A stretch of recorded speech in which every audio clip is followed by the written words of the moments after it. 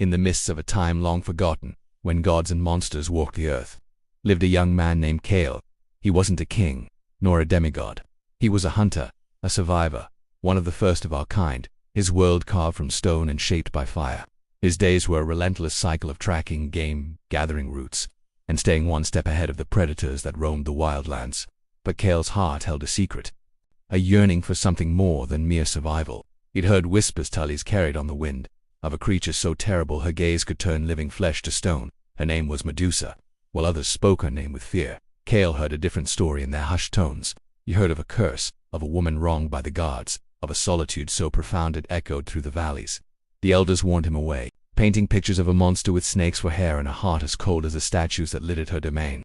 But Kale, with the quiet wisdom of one who understands the wilderness, knew that even the most fearsome beasts have a story, a reason for their rage. He believed that somewhere beneath the hissing snakes and the petrifying stare, a heart still beat.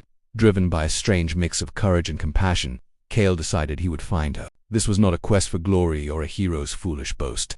It was a journey into the heart of a legend to find a soul. He prepared not with a sword and shield, but with the tools of his trade. He polished a large, flat piece of obsidian until it shone like a dark mirror. He gathered soft hides, sweet berries, and the most fragrant mountain flowers. He wasn't going to fight a monster. He was going to meet a woman. His journey took him through treacherous landscapes, across roaring rivers and over jagged peaks. He navigated by the stars, the same silent witnesses that had watched over Medusa in her lonely exile. The air grew colder, the land more barren, as he approached the fabled isle. A sense of dread hung heavy in the air, a stillness that was deeply unnatural, and then he saw them.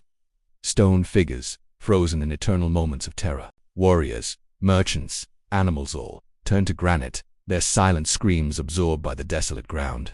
This was her garden of despair. Kale's heart pounded in his chest, but he did not falter. Holding the obsidian mirror before him, he navigated the maze of statues, his own reflection, his only guide. He called out, not a challenge, but a greeting. His voice, steady and calm, cut through the oppressive silence. Medusa, I am Kale. I have not come to harm you.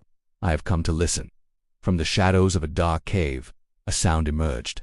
It was not the roar of a beast, but the hiss of countless snakes, a sound born of fear and defensiveness. A figure slowly emerged, her face obscured by a writhing mass of vipers, her eyes glowing with a faint, deadly light. She spoke, her voice raspy from disuse, laced with venom and sorrow. Another fool come to claim my head. Look at me, mortal, and join your stony brethren. Kale kept his eyes fixed on her reflection in the obsidian. He saw the pain etched on her face, the tears that could not fall. He saw a prisoner, not a monster. I will not look upon you, not until you wish it, he replied softly. I have no sword. I bring no threat. I've only brought you these. He carefully set down his offerings. The soft pelt, the berries, the flowers whose scent now filled the air, a stark contrast to the smell of dust and decay. Medusa was silent. For centuries, men had come with weapons, their eyes filled with greed and ambition. This man, this simple, early human, came with gifts. He came with a gentleness she had long forgotten existed. The hissing of her serpentine hair quieted slightly. Curiosity warred with her deep-seated mistrust. Why? She finally asked, her voice a little less harsh. What do you want from me? I want nothing, Kale said, his gaze unwavering from the reflection. I heard your story, and it felt ... wrong. The world calls you a monster, but I see a captive. I believe the person you were is still inside. He took a bold step closer, his eyes still averted. I want to know her if she will let me. Days turned into a week. Kale remained, never once looking directly at her.